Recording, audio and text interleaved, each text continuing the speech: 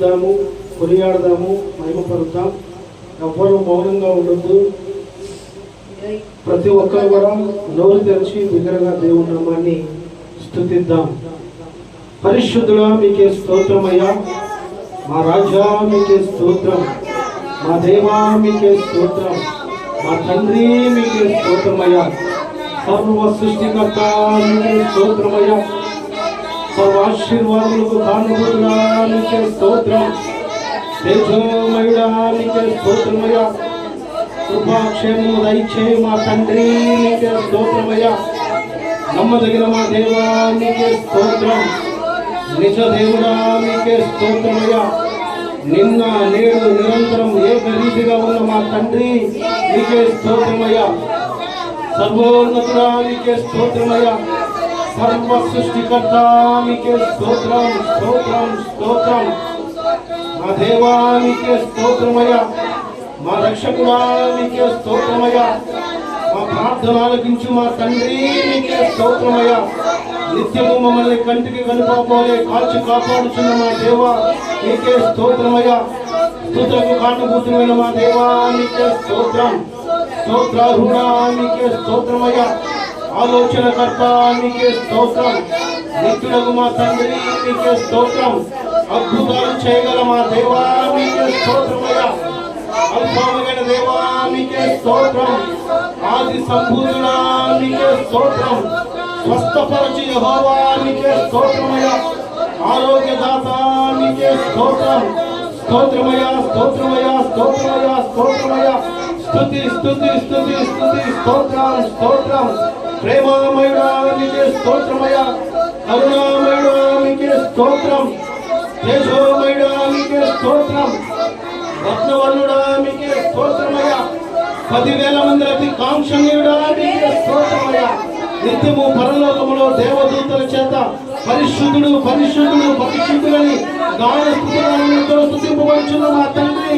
మీకే స్తోత్రమయ్యా, పరిశుద్ధాత్ముడా మీకే స్తోత్రం, తండ్రి కుమార పరిశుద్ధాత్ముడా మీకే స్తోత్రమయ్యా, పరిశుద్ధాత్ముడా మీరు మా మధ్య సంచరించుతున్నందుకు మీకు స్తోత్రాలయ్యా, గొప్ప దేవుడా మీకే స్తోత్రం, ఆశ్చర్యకరుడా మీకే స్తోత్రమయ్యా, నిజ దేవుడా మీకే స్తోత్రమయ్యా, నమ్మదగిన మా తండ్రి మీకే స్తోత్రం, లోక రక్షకుడా మీకే స్తోత్రమయ్యా, ప్రేమామయుడా మీకే స్తోత్రమయ్యా, కరుణామయుడా మీకే స్తోత్రమయ్యా, గొప్ప దేవుడా మీకే స్తోత్రం స్తోత్రం స్తోత్రం స్తోత్రం స్తోత్రం స్తోత్రం, స్తుతి స్తుతి స్తుతి స్తుతి స్తోత్రం స్తోత్రం స్తోత్రం స్తోత్రం స్తోత్రం స్తోత్రం, ఆరాధన నీకే ఆరాధన నీకే. అందరూ బిగ్గరగా నోరు తెరిచి దేవుణ్ణి ఆరాధిద్దాం. ఆరాధన నీకే ఆరాధన నీకే ఆరాధన స్తుతి ఆరాధన ఆరాధన నీ ఆరాధన స్తుతి ఆరాధన ఆరాధన నీకే, మహిమ ఘనతకు అర్హుడవు నీవే నా దైవము,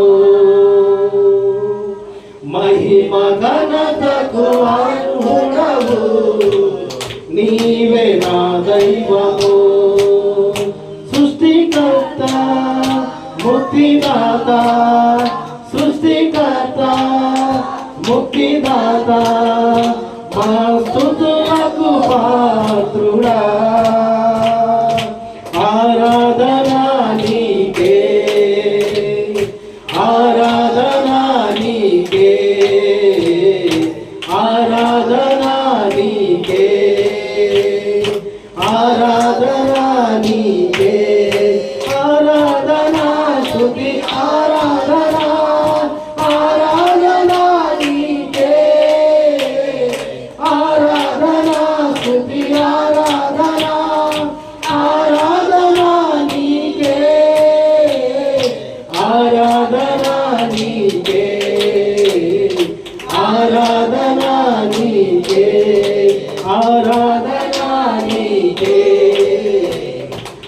ఆరాధన మన్నాను కురిపించినావు, బండ నుండి నీళ్ళిచ్చినావు. పదందరం మన్నాను కురిపించినావు, బండ నుండి నీళ్ళిచ్చినావు. యెహోవా ఈరే చూచుకొనును, యెహోవా ఈరే చూచుకొనును, సర్వము సమకూర్చును. ఆరాధన నీకే, ఆరాధన నీకే, ఆరాధన నీకే, ఆరాధన నీకే, ఆరాధన స్తుతి ఆరాధన, ఆరాధన నీకే, ఆరాధన స్తుతి ఆరాధన నీకే, ఆరాధన నీకే, ఆరాధన నీకే, ఆరాధన నీకే, ఆరాధన నీకే. వ్యాధులను తొలగించినావు, మృతులను మరి లేపినావు, వ్యాధులను తొలగించినావు, మృతులను మరి లేపినావు. యెహోవా రాఫా స్వస్థపరచు, యెహోవా రాఫా స్వస్థపరచు, నన్ను స్వస్థపరచు. ఆరాధన నీకే, ఆరాధన నీకే, ఆరాధన నీకే, ఆరాధన నీకే, ఆరాధన స్తుతి ఆరాధన, ఆరాధన నీకే, ఆరాధన స్తుతి ఆరాధన, ఆరాధన నీకే, ఆరాధన నీకే, ఆరాధన నీకే, ఆరాధన నీకే, ఆరాధన నీకే. మహిమ ఘనతకు అర్హుడవు, నీవే నా దైవము. మహిమ ఘనతకు నీవే నా దైవము. సృష్టికర్త ముక్తిదాత, సృష్టికర్త ముక్తిదాత, మా స్తుతులకు పాత్రుడా. ఆరాధన నీకే, ఆరాధన నీకే, ఆరాధన నీకే, ఆరాధన నీకే, ఆరాధన స్తుతి ఆరాధన, ఆరాధన నీకే, ఆరాధన స్తుతి ఆరాధన, ఆరాధన నీకే, ఆరాధన నీకే, ఆరాధన నీకే, ఆరాధన నీకే, ఆరాధన నీకే. సర్వోన్నతుడా, గొప్ప దేవుడా, సర్వ సృష్టికర్త, నమ్మదగిన మా తండ్రి, మా దైవమా, మిమ్మల్ని స్తుతించి ఘనపరిచి కీర్తించి ప్రార్థించే ధన్యత మాకు దయచేసినందుకు స్తోత్రాలు దేవా. తండ్రి, దినదినము మిమ్మల్ని స్తుతించి కృతజ్ఞతా బుద్ధులమై ఉండి నీ శ్రేష్టమైనటువంటి తలంపుల ప్రకారము, మీరు మా పట్ల కలిగి ఉన్నటువంటి ఆలోచన ప్రకారము మేము జీవించినట్లు మమ్మల్ని నడిపించండి తండ్రి. నిజమేనైనా తండ్రి, మీరు మహోన్నతుడై ఉన్నారు, మేము మీ బిడ్డలమై ఉన్నాము నైనా తండ్రి. మా ప్రతి పనుల్లో, మా ప్రతి అవసరతలో, మా ప్రతి విషయాల్లో మీరే తోడుగా ఉండి బలపరుస్తున్నందుకు స్తోత్రాలు దేవా. ఈ కృపలో బలపరచండి తండ్రి, సమస్త విషయాల్లో తోడుగా ఉండండి తండ్రి. మమ్మల్ని చూచు దేవుడు మీరై ఉన్నారు తండ్రి, మమ్మల్ని స్వస్థపరచు దేవుడు మీరై ఉన్నారు తండ్రి. ప్రతి విధమైనటువంటి బంధకాల నుంచి, ప్రతి విధమైనటువంటి అనారోగ్య సమస్యల నుంచి, ప్రతి విధమైన నిట్టూర్పుల నుంచి మీరు లయపరచుదురు గాక. మమ్మల్ని బలపరచుదురుగాక. పరిశుద్ధాత్మతో మమ్మల్ని మీరు నింపినందుకు స్తోత్రాలు తండ్రి. గొప్ప దేవుడా, సమస్త విషయాల్లో మీరే మా పక్షాన ఉండి మమ్మల్ని బలపరిచి స్థిరపరిచి నడిపించమని ప్రార్థిస్తున్నాము తండ్రి. దేవా, ప్రాముఖ్యమైన శ్రేష్టమైన నీ యొక్క మాటలు వినటానికి నాయన తండ్రి మీరు మాకు సమయాన్ని దయచేసి ఉన్నారు తండ్రి. నీ మాటలు వింటూ ఉండగా తండ్రి మా హృదయ లోతుల్లోకి నాయన తండ్రి వాటిని నాయన తండ్రి పంపి మా హృదయాన్ని సరిచేయమని ప్రార్థిస్తున్నాము తండ్రి. ఆత్మలో తండ్రి శక్తిని దయచేయండి తండ్రి, పరిశుద్ధతను దయచేయండి తండ్రి, కృపని దయచేయమని ప్రార్థిస్తున్నాము తండ్రి. దేవా, ఈ లోకములో జీవించినంత కాలము తండ్రి నా ప్రభు కొరకే నేను జీవించాలనేటువంటి అట్టి మనసుతో మమ్మల్ని మీరు నింపుదురుగాక. సమస్త విషయాల్లో మీరే తోడే ఉండి అగ్ని వంటి మాటలు మీరు మాతో మాట్లాడి మమ్మల్ని పరిశుద్ధపరిచి స్థిరపరిచి నీ నామ మహిమాత కొరకు మమ్మల్ని నడిపించమని నజరేయుడైన యేసుక్రీస్తు ప్రభువారి శక్తివంతమైన నామమున ప్రార్థించి అడిగి పొందుకొని ఉన్నాము మా తండ్రి. ఆమేన్.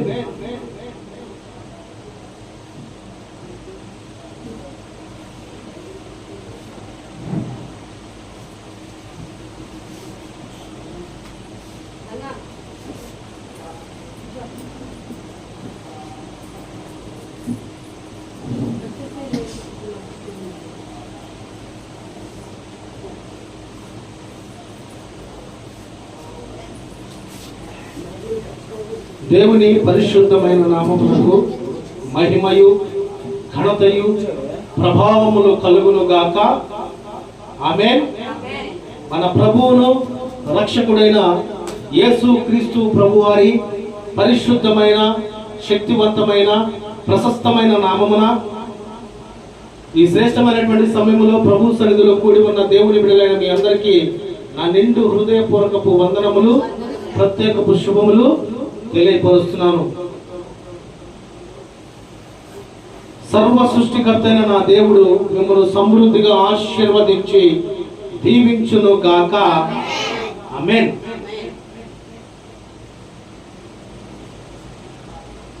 ఒక ప్రాంతములో ఒక కుటుంబము జీవిస్తూ ఉన్నారు.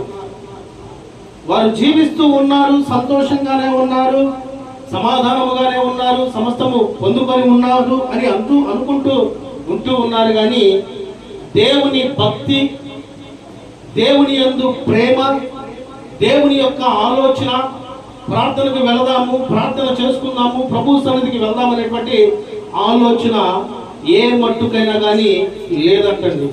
అయితే నా ప్రియ దేవుని బిడ్డలారా, ఆ కుటుంబానికి సమస్తము సమృద్ధిగా వస్తూ ఉన్నాయి. మంచి ఆస్తులు ఉన్నాయి, మంచి ఐశ్వర్యం ఉంది, చక్కగా కారులు ఉన్నాయి, మేడలు ఉన్నాయి, మిద్దెలు ఉన్నాయి, అన్నీ ఉన్నాయి. కానీ వారిలో ఏమి లేదంటే దేవుని యొక్క కృప లేదు, దేవుని యొక్క ప్రేమ వారిలో లేదు. కొద్ది దినాలు గడిచిన కొలది ఏమవుతూ ఉన్నదంటే కుటుంబంలో అలజడులు, సమస్యలు, నిట్టూర్పులు, వేదనలు, శోధనలు రావటం మొదలవుతూ ఉన్నాయి. మనకి ఏం అర్థం కాల. గడిచిన సంవత్సరంలో మన యొక్క పెళ్లి వివాహపు యానివర్సరీ, వివాహపు దినాన్ని చాలా చక్కగా జరుపుకున్నాం, బంధువులందరినీ పిలిపించుకున్నాం, కారులు వచ్చినాయి, వెళ్ళినాయి, అన్ని జరుగుతున్నాయి, అంతా బాగానే ఉంది. కానీ ఈ సంవత్సరం ఏంటి, మనకి ధనము లేదు, బంధువులు లేరు, ఏంటి మన పరిస్థితిని ఆలోచన కలిగి ఉన్నారు. ఘనమైనటువంటి స్థితిలో ఉన్నటువంటి వాళ్ళు దరిద్రపు స్థితిలోకి వెళుతూ ఉన్నారండి. అప్పుడు కూడా వాళ్ళకి అర్థం కాల. వాళ్ళు ఏ ఆలోచన కలిగి ఉన్నారంటే మా ధనము, మా బలము, మా శక్తి మేమే. అంటే మనల్ని సృష్టించిన దేవుడు ఉన్నాడని, ఆయన మన పట్ల ప్రేమ కలిగి ఉన్నాడని, మన శ్వాస, నిశ్వాస, ఉచ్ఛ్వాస అంటే గాలి పీల్చడం వదలటం కూడా ఆయన కృప లేనిదే జరగదని వారు గుర్తెరగక ఉండి ఉన్నారండి. నా ప్రియ దేవుని బిడ్డలారా, ఇప్పుడున్నటువంటి పరిస్థితులు మనం చూస్తూ ఉంటే చాలా ప్రాంతాల్లో ఇదే జరుగుతూ ఉన్నది. అనేకమైనటువంటి ప్రాంతాల్లోకి దేవుని సువార్త వెళుతున్నప్పటికీ దాన్ని స్వీకరించేటువంటి మనసు లేని వారుగా చాలా మంది ఉండలేక మానరు. కనుక ఆ కుటుంబంలో ఉన్నట్టుండి ఒక్కసారిగా ఆర్థిక ఇబ్బందులు వచ్చేలేకే బంధువులు దూరం అయిపోయారు, నా అనుకున్న వాళ్ళు దూరం అయిపోయారు. అసలు మన పరిస్థితి ఏంది, మన స్థితి ఏంటి, మన పరిస్థితి ఏందని మనం మరణిస్తే మనం ఎక్కడికి వెళ్తామనే ఆలోచన వాళ్ళకి అప్పుడు వచ్చిందంటండి. ఎప్పుడు వచ్చింది? మనం గనక మరణిస్తే తర్వాత మన పరిస్థితి ఏంది అంటే, బిడ్డల యొక్క విషయాల్లో వారికి ఉన్నటువంటి బిడ్డల్ని తాతలు నాయనమ్మలు ఉంటాక వాళ్ళు తీసుకెళ్ళిపోయారు, ఎందుకు అని చెప్పారు ఆటోమేటిక్గా. అయితే వారి పరిస్థితి ఎలా ఉందంటే దీనమైనటువంటి స్థితిలో వాళ్ళు వెళ్ళిపోయారు. అరే నేనేంది ఇలా ఉన్నాను, ఇలా అయిపోయిందని వారిలో వారు లోపల మనసులో కుమ్ములుకుంటూ వేదన చెందుతూ బాధ చెందుతూ ఉన్నారండి. అయితే అద్భుత రీతిలో వారు ఇక మనకి అప్పుల పాలు అయిపోయాం, మన పరిస్థితి మారిపోయింది, మన స్థితిగతులు మారిపోయింది. ఒకనొక సందర్భంలో ఫ్లైట్లో ఆ ప్రాంతము ఈ ప్రాంతము, ఆ దేశము ఈ దేశము లగ్జరీగా తినడానికి తిరిగి వచ్చిన స్థితిలో ఉన్నవారు రేపు ఈ రోజు ఏం తెచ్చుకొని తినాలా, ఎలాగ సంపాదన ఏమీ లేని స్థితిలో వాళ్ళు పడిపోయారు అంటండి. అప్రియ దేవుని బిడ్డలారా, మనం గమనించాల్సిన విషయం ఏంటంటే అసలు దేవుడు మానవుని ఎందుకు సృష్టించాడు అన్నది కనుక మనం ఆలోచన చేయగలిగితే అదే మార్పుతో కూడినటువంటి జీవితం. అవునా కదా? అన్నీ ఉన్నప్పుడేమో ఏం గుర్తురాలా, ఏమి లేనప్పుడు ఇంకేంటి ఎలా ఏందని ఆలోచన కలిగి ఉన్నప్పుడు వారి పక్కన ఇంటి పక్కన ఉన్నటువంటి ఒక పేదగా ఉన్నటువంటి ఒక పెద్ద అయినట్ట ప్రతిరోజు ఉదయమున మధ్యాహ్నమున సాయంత్రమున మోకాళ్ళుని ఏదో చేస్తున్నాడని గమనించేవాళ్ళు. అది ఏంటన్నది వాళ్ళు గమనించేటువంటి స్థితిలో అంతకు ముందు లేరు. ఎప్పుడో ఒక రోజు సరదాగా ఏదో ఆలోచన కలిగి కాఫీ తాగుతానో గ్రీన్ టీ తాగుతానో చూసినప్పుడు ఆ సందర్భాన్ని గమనించారు. సరే, నా అనుకున్న వాళ్ళు ఎవరు లేరు కదా, ఆ పెద్ద ఆయన కన్నా పరిస్థితి చూద్దాం, పెద్దవాడిగా ఉన్నాడు, ముసలివాడిగా ఉన్నాడు, ఏదో పాటలు పాడుతూ ఉంటాడు, ఏడుస్తా ప్రార్థన చేస్తూ ఉంటాడు, ఏందో కనుక్కున్నామని ఆయన దగ్గరికి ఆ కుటుంబ యజమాని వెళ్ళాడంటండి. వెళ్ళగానే అయ్యా ఏంది వచ్చారా రండి అని ఈయన గసగస వణుకుతున్నాడు. ఎందుకంటే వాళ్ళు కోటీశ్వర్లుగా ఇప్పుడు ఏం లేదన్న సంగతి ఆయనకి తెలియదు. వణుకుతానా అంటే అయ్యా పర్లేదు ఏం కాదు, ఏంటి పెద్దనా ఏంటి అసలు మా జీవితం మా స్థితిగతులు మా పరిస్థితులు ఇలాగ అయిపోయినాయి, మా అనుకున్న వారు ఎవరు కూడా మా ఫోన్ కూడా ఎత్తట్లేదు, నీకు ఒకసారి మా మాటలు చూద్దామని వచ్చామని తెలియపరిచినప్పుడు ఆయన అంట కన్నీరుతో ఏడ్చాడంటండి. ఎందుకు ఏడుస్తున్నాడంటే వారి వైభవంగా వారి యొక్క జీవితము, వారి యొక్క అలవాట్లు, వారి స్థితిగతులు చూసి రోజు దేవునికి ప్రార్థన చేస్తా ఉన్నాడట. అయ్యా మీరేమో అన్ని ఉన్నప్పుడేమో దేవుని మార్గాల్లో నడవలేదు, దేవుని యొక్క వాక్యానుసారంగా జీవించలేదు, దేవుని యొక్క ఆలోచన మీరు కలిగి ఉండలేదు, మరి మీరేమో ఇప్పుడు మా దగ్గరికి వచ్చి ఏంది అడుగుతున్నారు, అయినప్పటికీ నేను దేవుడికి తెలియపరుస్తున్నాను, మీ గురించి ప్రార్థన చేస్తున్నాను తెలియపరిచినప్పుడు మేము చేసింది తప్పేనండి, మా జీవితాలు మేము సరి చేసుకోవాలంటే ఏం చేయాలంటే రాండి మనకి మార్గము చూపించేటువంటి దేవుని సన్నిధి ఉంది, అక్కడికి వెళ్దామని వారిని అక్కడికి తీసుకెళ్ళడం జరిగిందంటండి. నా ప్రియ దేవుని బిడ్డలారా, ఈ మాటలు ఎందుకు తెలియపరుస్తున్నాడంటే దేవుని యొక్క ఆలోచన, ఉద్దేశము, తలంపు ప్రతి మానవాళికి నిత్య జీవాన్ని దయచేయాలని ఆలోచన కలిగి ఉన్నాడు. హల్లెలూయా.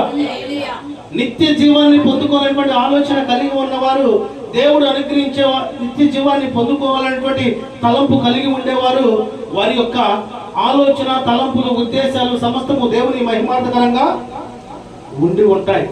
ఈ రోజు ఉన్న ధనము రేపు ఉండొచ్చు, లేకపోవచ్చు. ఈ రోజు ఉన్న అందము రేపు ఉండొచ్చు, ఉండకపోవచ్చు. ఈ రోజున్న మంచి, ఈ రోజు ఉన్నటువంటి సమస్తము మనకి ఉండొచ్చు, లేకపోవచ్చు. కానీ మనల్ని సృష్టించిన మన దేవుడు నిత్యము మనతోనే ఉంటాడు. హల్లెలూయా. కనుక ఈ శ్రేష్టమైనటువంటి సమయంలో మన యొక్క పుట్టుక యొక్క విషయం ఏంది, అసలు మనం ఎందుకు పుట్టాము ఈ లోకంలో అంటే దేవుణ్ణి మహిమపరచడానికి మనం ఈ లోకంలోకి పుట్టి ఉన్నామండి. ఆనాడు మొట్టమొదటిగా చేసిన ఆదాము నుంచి అవ్వ నుంచి దేవుడు కోరుకున్నది ఏంటంటే దేవునితో సహవాసము చేయాలని తన పోలిక చొప్పున నరుని దేవుడు సృజించుకున్నాడు. అయితే చేయకూడదనేటువంటి ఆ యొక్క ఆజ్ఞ అతిక్రమం ఏదైతే చేశారో అప్పటి నుంచి వారికి మనకి దూరం అనేది వచ్చి ఉన్నది. కానీ దేవుడు మనకి నిత్య జీవాన్ని దయచేయడానికి నరరూపిగా ఈ లోకానికి వచ్చాడా రాలేదా? తప్పకుండా దేవుడు వచ్చాడు. మొదటి యోహాను రాసిన పత్రిక 2వ అధ్యాయము చూద్దాం. అందరం పరిశుద్ధ గ్రంథాన్ని తెరవాలి, దేవుని మాటలు చూడవలసిందిగా ప్రేమపూర్వకంగా తెలియపరుస్తున్నాను. యోహాను రాసిన మొదటి పత్రిక 2వ అధ్యాయము 25వ వచనంలో చూద్దాం. నిత్య జీవము అనుగ్రహింతు ననుదయే ఆయన తానే మనకు చేసిన వాగ్దానము. మనకేం చేశాడంటే దేవుడు వాగ్దానము, నిత్య జీవాన్ని అనుగ్రహించాలని దేవుడు వాగ్దానము చేసి ఉన్నాడు. మొదటి ఆదాము చేసిన పాపమును బట్టి మనిషికి నిత్య జీవము దూరమైంది కనుక, అయితే కడపటి ఆదాముగా యేసుక్రీస్తు ప్రభువారే ఈ లోకానికి వచ్చి పాపం అనే అడ్డుగోడను తొలగించి మరలా నిత్య జీవం మనిషికి అందుబాటులోకి, అంటే నిత్య జీవాన్ని దేవుడు తీసుకువచ్చి దానిని మీకు అనుగ్రహించను అని ఈ వాగ్దానం ద్వారా దేవుడు మనకి తెలియపరుస్తున్నాడండి. నా ప్రియ దేవుని బిడ్డలారా, ఆ కుటుంబము ఏమైపోయిందంటే ఎంతగో ఎచ్చుగా వెళ్ళిపోయి, ఎంతగో గర్వంతో వెళ్ళిపోయి, ఎంతగో మా అంతలో లేరని బంధువుల దగ్గర టక్కులు కొట్టుకున్న వాళ్ళు ఒక్కసారిగా వారి స్థితిగతులు మార్చబడి, ఇక మా బతుకు అయిపోయింది, మేమేం చేయాలో అర్థం కాక ఆ పక్కన ఉన్న ముసలాయన దగ్గరికి ఏదైనా అరువు తెచ్చుకోవడానికి పోయారంట. ఏం తెచ్చుకోవడానికి? అరువు తెచ్చుకోవడానికి పోయారంట. ఆయన ఏం చేశాడంటే దేవుణ్ణి వారికి పరిచయము చేశాడు. వారు దేవుని సన్నిధికి వెళ్ళారు, వారి జీవితాన్ని వారు గుర్తెరిగారు, పశ్చాత్తాపడ్డారు. దేవా, అన్ని ఉన్నప్పుడు మీరు మాకు గుర్తు రాలేదయ్యా, అన్ని పోయినాక ఇప్పుడు గుర్తొచ్చావయ్యా, కనుక ఈ లోకం శాశ్వతం కాదని మేము తెలుసుకున్నాం. ఎవరికైనా దెబ్బతిన్నాకైతే తెలిసేది, అవునా కదా? అయ్యా నీ పరిస్థితి మార్చుకోయా, నీ జీవితం మార్చుకోయా, నీ స్థితిగతులు మార్చుకోండి. పోరా బాబు, ఏం చెప్పాము, మేము ఇంటర్ చదివా మాకు తెలీదా అనేవాళ్ళు ఉన్నారు లేదా? మేము డిగ్రీ చదివా మాకు తెలీదా అని వాళ్ళకి ఎప్పుడు తెలిసిందంటే, ఏదైతే పెద్దవారు చెప్పారో అది చేయనప్పుడు, ఆ బాధ వాళ్ళు పడినప్పుడు, అమ్మో నిజమే ఆ రోజు అట్లా జరిగింది కదా అని ఆలోచన వస్తూ ఉంటుందండి. కనుక నా ప్రియ దేవుని బిడ్డలారా, మనము కూడా ఏం చేయాలంటే దేవుడు చేసిన వాగ్దానాన్ని నిత్యము జ్ఞాపకము చేసుకొని ఆ వాగ్దానం కొరకు నిత్య జీవాన్ని పొందడానికి మనం తప్పించేవారుగా ఈ లోకములో జీవించగలిగితే, ఒకనొక దినమున పరలోకములో దేవుడు దేవదూతల చుట్టూ, ఆయన బిడ్డల చుట్టూ నిన్ను పిలిచి నీకు జీవ కిరీటాన్ని దేవుడు ఇవ్వబోతున్నాడు. హల్లెలూయా! ఆ జీవ కిరీటాన్ని మనం పొందుకుంటే చాలు పరలోకంలో. ఈ లోకంలో మనకి బంగారాలు అవసరంలా, బంగారం అవసరంలా, బంధువులు అవసరంలా, ఎవరు కూడా అవసరం. అట్టగాని పెళ్ళి అయితే మరి వద్దా అంటారేమో, ఉండాలి కానీ ఎంతవరకు అంతవరకే. నాకు తెలిసిన ఒక కుటుంబాల్లో వివాహం జరుగుతూ ఉంది. చక్కగా అందరిని పిలిపించుకొని సంతోషంగా వివాహం చేసుకుంటున్నారు. భార్యాభర్తలు కొత్తగా ఉన్నవారు చక్కగా చూసుకొని నవ్వుకుంటూ మురిసిపోతున్నారు. అప్పుడు నేను బాగున్నానంటే నేను బాగున్నాను ఇదని. వచ్చిన వాళ్ళలో ఒక టాలెంట్ కలిగిన వ్యక్తి ఒక వ్యక్తి ఉంది. ఏమైంది ఏమి తెలీదు, ఆ అమ్మాయి దగ్గరికి పోయి, పెళ్లి కూతురు దగ్గరికి పోయి, అమ్మా మీ ఆయన మంచోడు కాదంట, నాకు తెలియదు వాళ్ళు చెప్పారు అందంట. ఎక్కడ చూడు, రేపు పెళ్ళి అనగా ఈ రోజు ఆ మాట అనగానే ఆ జరుగుతుంది, పెళ్లి జరుగుతుంది అన్నప్పుడు 7 రోజుల దాకా సంతోషం పట్టలేము. ఆ నలుగులు గిలుగులు మనం చూస్తూ ఉంటాం. అస్సలు అబ్బో నిన్నటికి ఈ రోజు ముఖం మారిపోయింది, అసలు అది ఇది అనుకునే ఒక్కసారిగా ముఖం జారిపోయిందంట. ఏమైపోయింది? జారిపోయింది. పెళ్లి కొడుకు డౌట్ వచ్చింది, ఏంది నా కలిగి చూడట్లేదు, నా బట్టలేదు, ఏం లేదంటే హాయ్ అంటే ఇక ఏదో పురుగులు కానీ చూసేవాడు చూస్తుందంట. ఇక ఇట్లా ఏంటి ఈ పరిస్థితి ఏంటని ఆలోచన చేసుకుని అసలు ఆరాధిస్తే పలానా వచ్చి ముళ్ళు పెట్టిపోయింది అని తెలిసిందట. కానీ అర్జెంట్గా అమ్మా నీకు దండం పెడతానమ్మా, ఎప్పుడు నాకు కనపడబోతమ్మా అని తెలియపరిచి ఉన్నదాన్ని సరి చేసుకొని ఆ వివాహం అనేది జరగటం అనేది జరిగింది. యథార్థంగా జరిగిన సంఘటన. కనుక నా ప్రియ దేవుని బిడ్డలారా, ఈ లోకంలో ఉన్న ప్రతి మానవునికి నిత్య జీవం తప్పకుండా అవసరమా కదా? అవసరమే. ఈ లోకంలో నేను ఇన్ని సంవత్సరాలు బతుకుతాను, ఇన్ని గంటలు బతుకుతాను, నేను చెప్పినట్టు నేను జీవిస్తానని తెలియపరిచే వాళ్ళు ఉన్నారా? ఎవ్వరు కూడా లేరు. కనుక దేవుని యొక్క మాటలను బట్టి మనం నిత్య జీవం అనుగ్రహించునది ఆయన తానే మనకు చేసిన వాగ్దానము. దేవుడే వాగ్దానం ఇచ్చాడు. నా బిడ్డలందరినీ నేను విడిచిపెట్టేవాడిని కాదు, వదిలిపెట్టేవాడిని కాదు. తల్లి మర్చిపోవచ్చు, తండ్రి మర్చిపోవచ్చు, నేను మటుకు నిన్ను విడువను ఎడబాయనని వాగ్దానం ఇస్తూనే నిత్య జీవము నేను నీకు దయచేస్తానటువంటి వాగ్దానము దేవుడు ఇచ్చి ఉన్నాడండి. మన ఆలోచన, మన తలంపు, మన జీవిత లక్ష్యం ఏమై ఉండాలంటే దేవుడు మనకిచ్చిన వాగ్దానాన్ని మనం ఎప్పుడు పొందుకోవాలనేటువంటి ఆలోచన కలిగి ఈ లోకములో జీవించే వారిగా మనము ఉండాలి. రేపు ఏం చేద్దాం, రేపు ఎలాగుందాం, రేపు ఏం చేసుకుందాం అన్నది పక్కన పెట్టేసి ఈరోజు దేవుని సన్నిధిలో మనం వేడుకొని నిత్య జీవానికి వారసులు అవటానికి మనం ఏం సరి చేసుకోవాలి, ఎలా జీవించాలి అన్న మనసు మనం కలిగి ఉండాలని దేవుడు తెలియపరుస్తున్నాడు. పరిశుద్ధాత్ముడి సమయంలో నిత్య జీవాన్ని పొందుకోవాలంటే నీవు ఎలా జీవించాలన్నది కొన్ని మాటలుగా మనం చూడగలిగినట్లయితే, మొదటి మాట, యేసు క్రీస్తునందు విశ్వాసం ఉంచాలి. ఎవరి యందు విశ్వాసం ఉంచాలి? దేవుని యందు మాత్రమే విశ్వాసము ఉంచాలి. మాట చూద్దాం. యోహాను సువార్త 3వ అధ్యాయము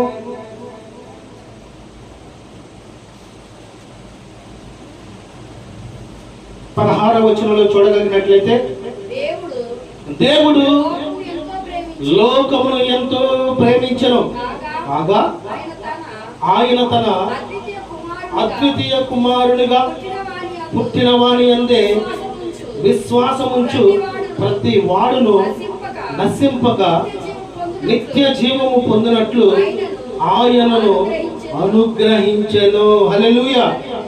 దేవుడు లోకాన్ని ఎందుకు ప్రేమించాడంటే నేను ఎప్పుడు తెలియపరుస్తూనే ఉంటా. ఆయన బిడ్డలైనటువంటి వారందరూ లోకంలో ఉన్నారు కనుక ఈ లోకాన్ని దేవుడు ప్రేమిస్తూనే ఉన్నాడు. కనుక ఆయన తన అద్వితీయ కుమారునిగా పుట్టిన వాని యందు విశ్వాసం ఉంచు ప్రతి వాడును. అంటే మనం ఇప్పుడు ఎవరి యందు విశ్వాసం ఉంచాలి? నజరేయుడైన యేసు క్రీస్తు ప్రభు వారి యందు మనం విశ్వాసము కనపరచాలి. దేవా, నీవు లేకపోతే నాకు నిత్య జీవము లేదు. నా తల్లిదండ్రులు చేయలేదు, నా కుటుంబస్తులు చేయలేదు, నా బంధువులు చేయలేదు. నీవు నా కొరకు ఈ లోకానికి వచ్చి మరణించావు, నిందించబడ్డావు, దూషించబడ్డావు, హేళన చేయబడ్డావు తండ్రి. కనుక నేను నీకు విశ్వాసబద్ధుడనై ఉంటాననేటువంటి అట్టి దృఢత్వం కలిగి మనం జీవించే వారిగా ఈ లోకములో ఉండాలండి.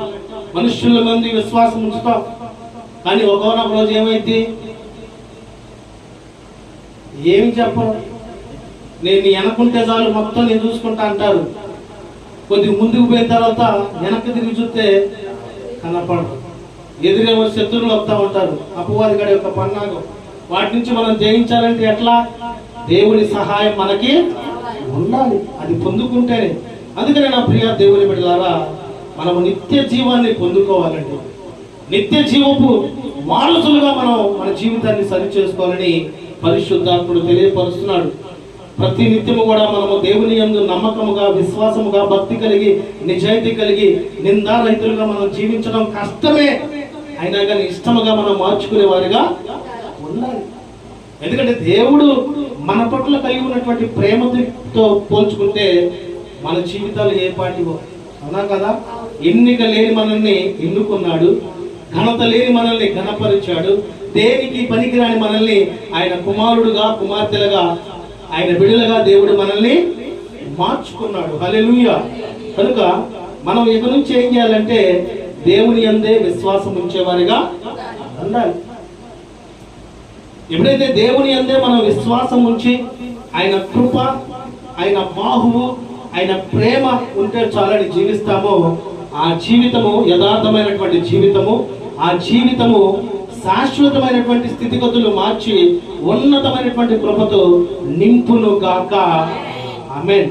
కనుక నిత్య జీవానికి మనం వారసులుగా ఉండాలండి.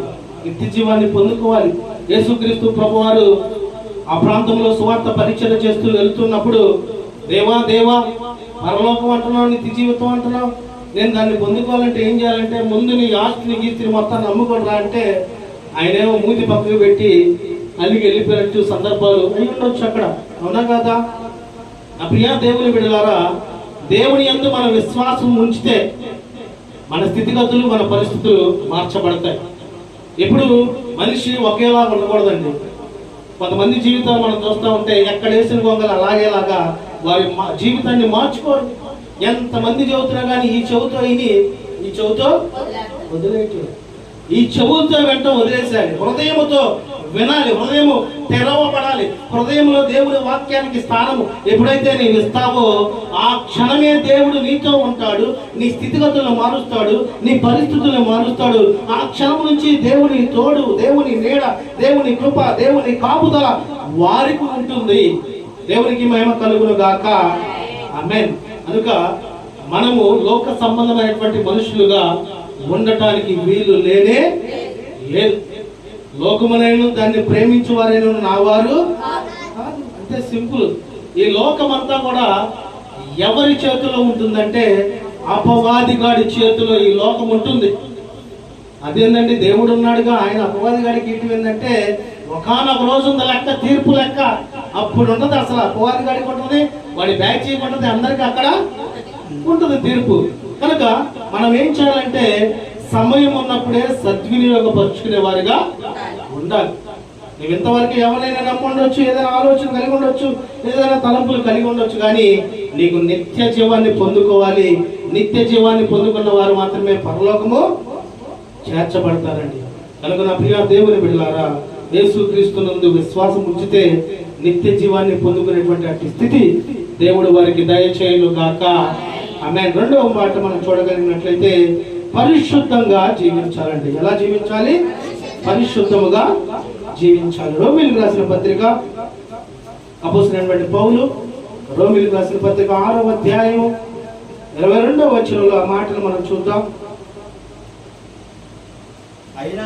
అయినను ఇప్పుడు పాపము నుండి విమోచింపబడి దేవునికి దాసులైనందున పరిశుద్ధత కలుగుటయే మీకు ఫలము, దాని అంతము నిత్య జీవము. మనకు ఫలం ఏంటంటే పరిశుద్ధత కలిగి ఉండటే మనకి ఫలము. ఆ ఫలము ద్వారా మనకి దేవుడు ఏం దయచేస్తాడంటే నిత్య జీవాన్ని దయచేస్తాడండి. మనం అనుకోవచ్చు పరిశుద్ధత పరిశుద్ధత పరిశుద్ధత అంటున్నారు. అసలు పరిశుద్ధత కలిగి నేను ఉండాలంటే నేనేం చేయాలంటే దేవుని యొక్క ఇష్టానుసారంగా ఈ లోకములో మనము జీవించాలి. దేవుని వాక్యానికి కట్టుబడి జీవించాలి. దేవుడు ఏదైతే మనకు తెలియపరిచాడో దాని ప్రకారము తూచా తప్పకుండా జీవించటమే పరిశుద్ధతగా జీవించడం, పరిశుద్ధత కలిగి జీవించటం అంటే. కనుక నా ప్రియ దేవుని బిడ్డలారా, ఒక వ్యక్తి పరిశుద్ధుడు అనిపించుకోవాలంటే చాలా కష్టతరం, అవునా కదా? కానీ ఈ పరిశుద్ధ గ్రంథములో పరిశుద్ధులు ఉన్నారా లేదా? ఉన్నారు. అబ్రహాం గారి కాడి నుంచి అందరూ మనం చూసుకుంటే విశ్వాస వీరులు, దేవునితో సహవాసం చేసిన వారు, సహోదరులుగా పిలిపించబడ్డవారు, దేవుని యందు నమ్మకస్తులుగా పిలిపించబడిన వారు, వారి ప్రార్థన, వారి భక్తి, వారి జీవితం, వారి యొక్క యుద్ధాలు, సమస్త విషయాల్లో దేవుడు వారి పక్షాన ఉండడానికి గల కారణం ఏంటంటే సమస్తము విడిచిపెట్టి పరిశుద్ధత కలిగి వారు ఉన్నారు గనక. కనుక నా ప్రియ దేవుని బిడ్డలారా, మనం కూడా ఎలా ఉండాలని దేవుడు ఆలోచన కలిగి ఉంటున్నాడంటే పరిశుద్ధత కలిగి జీవించాలండి. ఎప్పుడైతే పరిశుద్ధత కలిగి నేను జీవించాలి దేవా, నీ బిడ్డగా నేను జీవించాలి తండ్రి, ఈ లోక సంబంధమైనటువంటి విషయాలు నాకు వద్దు ప్రభువా, నీవు నాకుంటే చాలు, నీ తోడు చాలు, నీ నీడ చాలు, నీ మాట చాలు, నీ చూపు చాలు, నీ తలంపు చాలు, నీ ఆలోచన చాలు, నీ కృప చాలు, నీ ప్రేమ చాలు, నీ శక్తి చాలని మనం సమస్తం విడిచిపెట్టి దేవుని పాదాల చెంత చేరి మన స్థితిగతులు సమస్తము దేవునికి ఒప్పుకొని దేవుణ్ణి అడగగలిగితే తప్పకుండా దయచేస్తాడా లేదా? తప్పకుండా దయచేస్తాడు. దేవుడు అడుగుడి ఇవ్వబడును, వెతకుడి దొరుకును, తట్టుడి తీయబడు. చాలా మంది ఏం చేస్తారంటే పెదాలు తెరవరు. ఎందుకు తెరవాలంటే అపవాది వాడి పెదాలు మూసేస్తాడు. ఎందుకంటే తెలిసామనుకో, ప్రార్థన చేసామనుకో, దేవుడు మన ప్రార్థన అంటాడు, మనతో ఉంటాడు. మన శ్రమలు, బాధలు, ఇబ్బందులు, ఎటువైపులు పోతాయి, ఆశీర్వాదం, కృపాక్షేమం మనకు వచ్చింది. అది రావటం అపవాది వాడికి ఇష్టం లేదు కనుక పెదాలు మూసేస్తాడు. ఒక సంఘంలో ఒక పెద్ద ఒక ఉంది, ఆమె ఏం చెప్తా ఉంటుందంటే ప్రార్థన ఒక్కటి చేయదు కానీ అంతా పెత్తనం చేసింది. ఏం చేసింది? ప్రార్థన ఒక్కటే చేయదు, పెత్తనం అడిగి అదే ఏదైతే మీటింగ్ పెట్టాము. ఒక రోజు మీటింగ్ పెట్టాను, సామ్యాల పాస్టర్ గారు, నేను పేరు చెప్పకూడదులేండి. మీటింగ్ పెడితే అసలు లైట్లు రాలేదు, భోజనం రాలేదు అంటే పాపం సోదరి అమ్మ పెద్దమ్మ బాగా కష్టపడుతుంది, ఆమెకి ఏదైనా పాట పాపం ఏదైనా ప్రార్థన ఇద్దాం ఏదో చేద్దామంటే పాటలు పాడటం రాదులేండి, ప్రార్థన చేపిద్దాం ఎందుకంటే ఆమె ప్రార్థనకి మైక్ ఎత్తానని తెలిసింది. నేను కనపట్లా నీటే ఎక్కడుందంటే లేదు, అంతా అయిపోయినా మళ్ళీ చాడకెళ్ళామంటే ఏదో చదువుతుంది. కనుక నా ప్రియ దేవుని బిడ్డలారా, మనం ఎప్పుడైతే మన పెదవులు తెరుస్తామో మన ప్రార్థన దేవుడు వినడానికి మనకి దగ్గరగా చేరువుగానే ఉంటాడు. కనుక పరిశుద్ధత కలిగి జీవించాలి. ఒకవేళ పరిశుద్ధత కలిగి జీవించడం నేను ఎలాగంటే వెనక్కి వెళ్దాం. యోసేపు యొక్క పరిశుద్ధత, దానియేలు యొక్క పరిశుద్ధత, షడ్రక్ మెషక్ అబేద్నెగోల యొక్క పరిశుద్ధత, అబ్రహాం యొక్క పరిశుద్ధత, ఇస్సాకు యొక్క పరిశుద్ధత, మోషే యొక్క పరిశుద్ధత, అహరోను యొక్క పరిశుద్ధత, యెహోషువ యొక్క పరిశుద్ధత, ఎలీషా గారి యొక్క పరిశుద్ధత, ఏలియా గారి యొక్క పరిశుద్ధత మనం గమనించగలిగితే అసలు మనం పరిశుద్ధంగా ఎలా జీవించాలో దేవుడు మనల్ని ప్రేరేపించి పరిశుద్ధమైన జీవితాన్ని దేవుడు మనకి దయచేయును గాక. ఆమేన్. ఒక వ్యక్తి అంటా ఉంటాడు, నా అంత మంచివాడు లేడు, నా అంత గొప్పవాడు లేడు, నా అంత కరుణమయుడు లేడు అంటా ఉంటాడు. కానీ ఉంటుందా మంచి? ఆ కరుణ ఉంటుందా? ఆ దయ ఉంటుందా? ఆ జాలి ఉంటుందా? ఉండనే ఉండదు. సందర్భాలను బట్టి మారుతూ ఉంటుంది. కానీ మన దేవుడు నిన్న నేడు నిరంతరము మన పట్ల ఒకే ప్రేమ చూపించే దేవుడై ఉన్నాడు. ఆయనకి రంగులతో పని లేదు, ఆస్తులతో పని లేదు, అంతస్తులతో పని లేనే లేదు. మనమైతే లోకానుసారంగా వాళ్ళ వీళ్ళ అదే అనుకుంటా ఉంటాం, కానీ దేవుడు చూసేది ఒకటే, అది మానవుని యొక్క హృదయము మాత్రమే. హల్లెలూయా. కనుక మనం పరిశుద్ధత కలిగి ఉండాలండి. మనం మార్పు చెందబడాలి, మన స్థితిగతులు మార్చబడాలి. మన కుటుంబంలో సమస్యలు వస్తున్నాయంటే, మన పిల్లలకి ఇబ్బందులు వస్తున్నాయంటే, మన యొక్క స్థితిగతుల్లో అనేకమైనటువంటి నిట్టూర్పులు ఎదురవుతూ ఉన్నాయంటే నీవు ఇంకా దేవునికి ఇష్టంగా జీవించట్లేదేమో. కనుక మనంతరం మనం పరిశోధించుకొని ఆ యొక్క మారు మనసు పొందుకొని మన స్థితిగతులు మనం మార్చుకోగలిగితే అది గదా నిజమైనటువంటి జీవితము. అది గదా నిన్ను ఒకానొక దేవుడు ఈ లోకానికి వచ్చినప్పుడు రాకడ దినములో తప్పకుండా దేవుడితో పాటు నీవు కొనుక్కోబడతామండి. అందుకనే నా ప్రియ దేవుని బిడ్డలారా, నీవు ఏది కలిగి ఉన్నా లేకపోయినా పరిశుద్ధత మనకి తప్పకుండా కలిగి ఉండవలసిన వారమై ఉండాలి. మూడో మాట మనం చూద్దాం. నిత్య జీవాన్ని పొందుకోవాలంటే దేవుణ్ణి వెంబడించాలి. ఎవరిని వెంబడించాలి? యేసు క్రీస్తు ప్రభు వారిని వెంబడించాలి. ప్రయాసపడి భారం మోసుకుంటున్న సమస్త జిల్లాలో నా యొద్దకు రండి, నేను మీకు విశ్రాంతి కలుగు చేస్తాను. దేవుడితో నడిస్తే మనకు అదే చాలండి. దేవుడు మనతో ఉంటే మనకు అదే చాలు. దేవుడు తెలియపరిచిన రీతికి మనం జీవిస్తే ఎంత నెమ్మదిగా ఉంటాం, ఎంత ఆనందంగా ఉంటామో, ఎంత సంతోషంగా ఉంటాము. అవునా కదా? అవును. ఇందాక వీడియో చూసా, అంబానీ గారి కొడుక్కి పెళ్లి జరుగుతుంటే ఎక్కడెక్కడో బ్రూస్ లీని అంటే మైక్ టైసన్ని, జిమ్లో అతన్ని, యాక్టర్ని అందరిని పిలిపిస్తున్నాడు. కోట్లు ఎదిరించి మరి పిలిపిస్తున్నాడంట.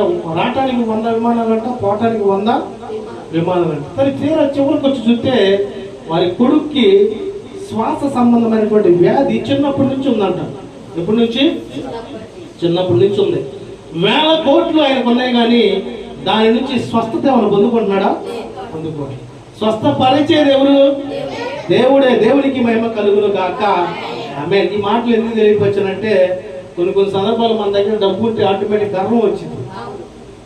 ఆ గర్వం ఏం చేసిందంటే గర్వానికి ఆ పతనానికి ముందు ఏమొచ్చింది? నాశనానికి ముందు గర్వం వచ్చింది. ఆ గర్వం కనుక మనకు వచ్చింది అనుకోండి, ఆ గర్వంతో పాటు బహుమతి అపవాది గారు కూడా వస్తాయి.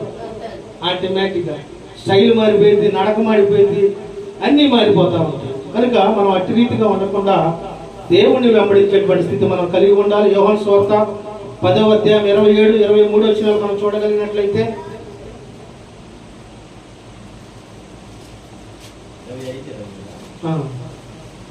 అది శీతాకాలం. యోహాను సువార్త 10వ అధ్యాయము 27, 28 వచనాలు చదువుకుందాం. నా గొర్రెలు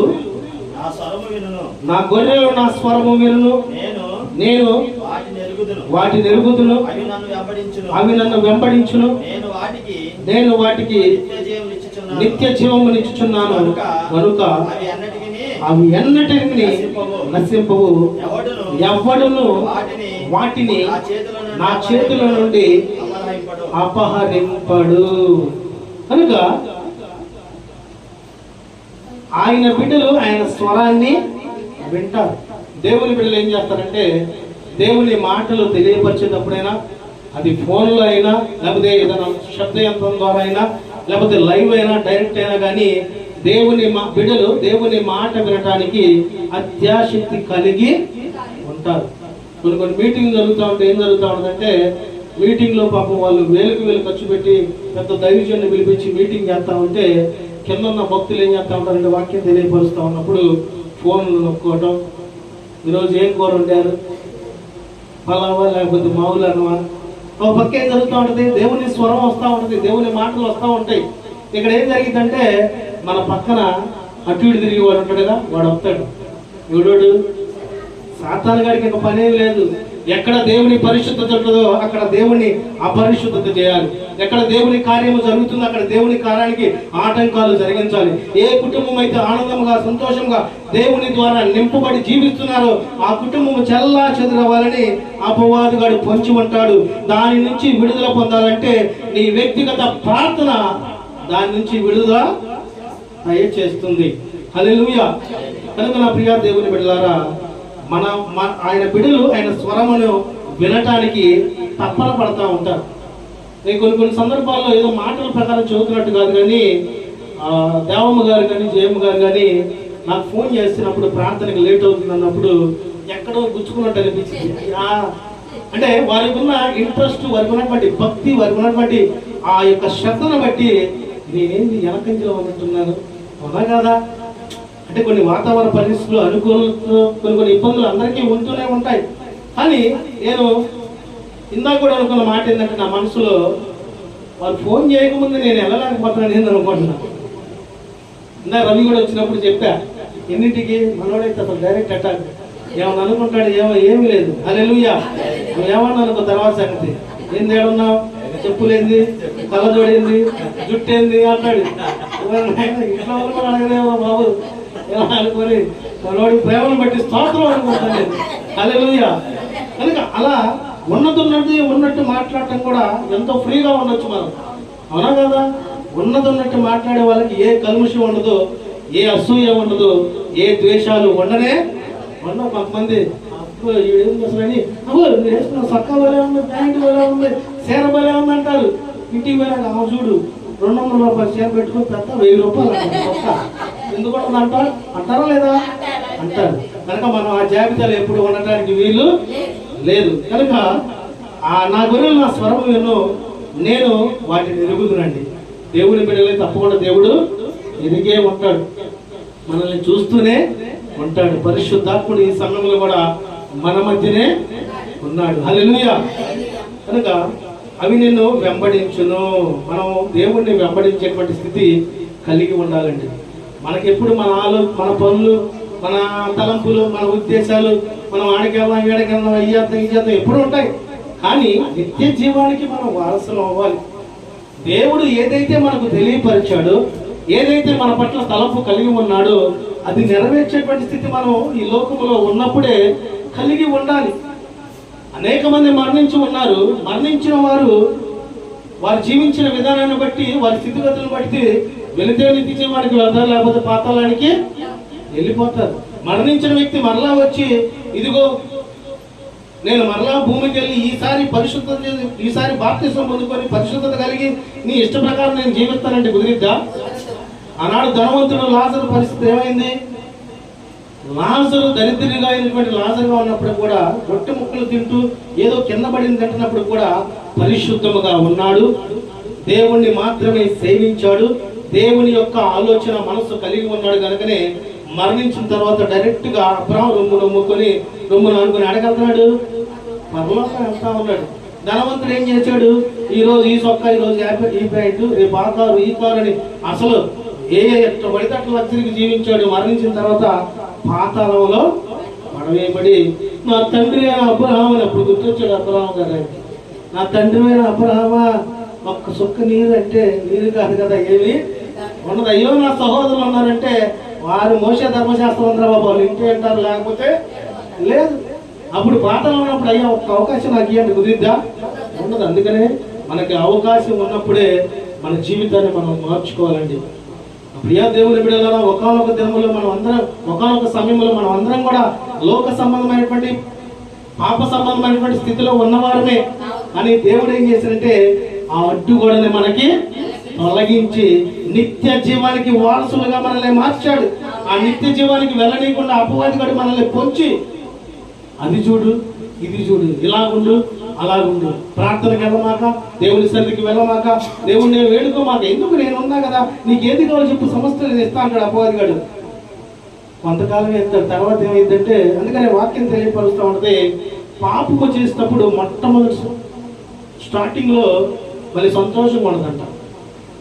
పాపం చేసేటప్పుడు చివరికి వచ్చేలేకే పాపానికి జీతము మరణం.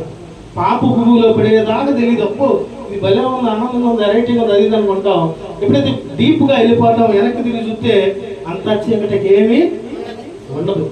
కనుక నా ప్రియ దేవుని బిడ్డలారా, మనము ఆయన స్వరాన్ని వినేవారిగా ఉండాలి, ఆయన్ని వెంబడించే వారిగా మనము ఉండాలి. గొర్రెల కాపర్లు ఉంటాయి, మనకి చూస్తూ ఉంటాం పొలాలు వెళ్ళేటప్పుడు ఆయా ప్రాంతాల్లో గొర్రెలు ఏం చేస్తూ ఉంటాయి, ఆ కాపర్ని వెంబడిస్తూ ఉంటాయి. వాళ్ళు సైడ్ చేస్తారు, ఉష్ ఏదని. ఆయన ఏం చెబుతాయి అంటే ఎడిపోతే ఎక్కడ వెళ్ళమంటే అక్కడికి వెళ్ళిపోతా ఉంటాయి. మనం కూడా ఏం చేయాలంటే మన కాపురైన మన తండ్రి, మన దేవుడు మనకున్నాడు. ఆయన చింత ప్రకారం, ఆయన ఆలోచన ప్రకారం, ఆయన తలంపు ప్రకారం ఆయనతో నడిచేటువంటి స్థితి మనకి దేవుడు దయచేయును గాక. ఆమేన్. నేను వారికి నిత్య జీవము ఇచ్చుచున్నాను కనుక అవి ఎన్నటికి నశింపుకు, ఎవడును వాటిని నా చేతిలో నుండి అపహరింపడు. దేవుని చేతుల నుంచి అపహరించే దేవుడు అపవాదిగాడు. ఏరా మనకు నిత్య జీవాన్ని ఇచ్చినాక అపవాదిగాడు వచ్చే అన్నాడు అనుకో, ఏంటన్నాడు మావాడైతే, అవునా కదా? అట్లా దేవుడు మనకి తోడుగా ఉంటాడు, బలపరుస్తాడు, స్థిరపరుస్తాడండి. ప్రియ దేవుని బిడ్డలారా, పరిశుద్ధ గ్రంథం ఉన్నటువంటి దేవుని బిడ్డలు అందరి విషయంలో నేను ఆలోచన కలిగి ఉన్నప్పుడు యోబు గారి విషయంలో నాకెంతో ఆత్మీయమైనటువంటి ఆలోచన దేవుడు నాకు దయచేశాడు. మనం సర్వసాధారణంగా చూస్తూ ఉంటే ఒక ఘనమైనటువంటి స్థితిలో ఉన్న వ్యక్తి ఉన్నట్టుండి పతనమైనటువంటి పరిస్థితులకు వెళ్ళిపోతే వెంటనే చేసే పని ఏంటంటే, దేవుడు లేడేమో, నన్ను చూడలేదేమో, నేను ఇక నా జీవితాన్ని ముగించుకుంటే చాలనుకుంటాను. కానీ ఆయన చేసిన పని ఏంటంటే, దేవుడు ఇచ్చిన, దేవుడు తీసుకొని పోయిన దేవునికి మహిమ కలుగును కాక. అది నిజమైన భక్తి అంటే. అట్ ద సేమ్ టైం దేవుడు కూడా ఏం చేశాడంటే అపవాదిగాడికి సవాలు ఇచ్చాడు. నా భక్తుడు ఉన్నాడు తెలుసా అని మాట తెలియపరిచాడండి.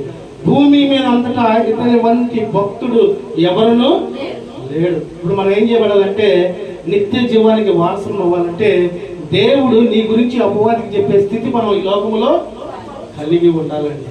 అది నిజమైనటువంటి భక్తి. అవునా కదా? అవును. కనుక మనకి నిత్య జీవాన్ని ఇవ్వాలని దేవుడు ఒక పక్క ఆలోచన కలిగి ఉన్నాడు. మనకిచ్చే నిత్య జీవాన్ని నాశనం చేయాలని అపవాది కూడా ఒక పక్కన ఉన్నాడు. కనుక ఈ లోకంలో మనం జీవిస్తున్నంత కాలము దేవుని బిడ్డలుగా, దేవుని మహిమపరిచేవారుగా, దేవుని యొక్క పరలోక రాజ్యానికి వారసులుగా ఉండేవారుగా మనం ఉండాలని దేవుడు ఆలోచన కలిగి ఉన్నాడండి. కనుక మనమైనా ఇకనైనా మన యొక్క స్థితిగతులు, మన పరిస్థితులు, మన యొక్క ఆలోచనలు, విధానాలు మార్చుకొని దేవునికి ఇష్టానుసారంగా, దేవుని కృప పొందేవారుగా, దేవుని యొక్క ఆలోచన కలిగి ఉండేవారుగా మనం ఉండగలిగితే అది కదా నిజమైన పరిశుద్ధత, అది కదా దేవుణ్ణి వెంబడించేటువంటి స్థితి. కనుక ప్రతినిత్యము కూడా మనం ఇక నుంచైనా మన ఆలోచనలు, మన తలంపులు, మన ఉద్దేశాలతో ఎలా ఉంటారా వాటిని విడిచిపెట్టాలి. ఏది శ్రేష్టమైనది, ఏది దేవుని ద్వారా మనం పొందుకోగలం, దేవుణ్ణి యేసుక్రీస్తు ప్రభువారిని వెంబడిస్తే అది కదా మనకి సంతోషము, సమాధానము, నిత్య జీవం అనే వారిగా మనము ఉండాలి. ఇంకో మాట మనం చూస్తే, నిత్య జీవాన్ని పొందుకోవాలంటే మొదటగా మనం ఏం చేయాలి? యేసుక్రీస్తు ప్రభువారి యందు విశ్వాసము ఉంచాలి. రెండవదిగా పరిశుద్ధముగా జీవించాలండి. మూడవదిగా యేసుక్రీస్తు ప్రభువారిని వెంబడించాలి. యేసుక్రీస్తు ప్రభువారిని శిష్యులు వెంబడించారు. దేవుడు వారిని వదిలిపెట్టాడా? అద్భుతాలు, ఆశ్చర్యక్రియలు, గొప్ప గొప్ప కార్యాలు జరిగే స్థితి, అట్టి కృప దేవుడు వారి పట్ల జరిగించాడు. ఆనాడు దేవుడిని వెంబడించబట్టి ఆనాటి నుంచి అట్లా ఇప్పటికి పరిచయం జరుగుతూ సేవకులు అనేక మంది మినిస్ట్రీస్ అనేకమంది దేవుని సువార్త జరగడానికి మొదటి ఆరంభము ఆనాడు యేసుక్రీస్తు ప్రభువారు తన శిష్యుల్ని ఎన్నిక చేసుకోవటమే. హల్లెలూయా. కనుక నాలుగవదిగా మనం చూడగలిగినట్లయితే దేవుణ్ణి యొక్క ఆలోచన, దేవుని యొక్క తలంపుల ప్రకారం జీవించేవారిగా, దేవుడు ఏదైతే మనకు తెలియపరిచారో ఆ తలంపులు కలిగి ఉండేవారిగా ఉండాలి. లూకా సువార్త 10వ అధ్యాయము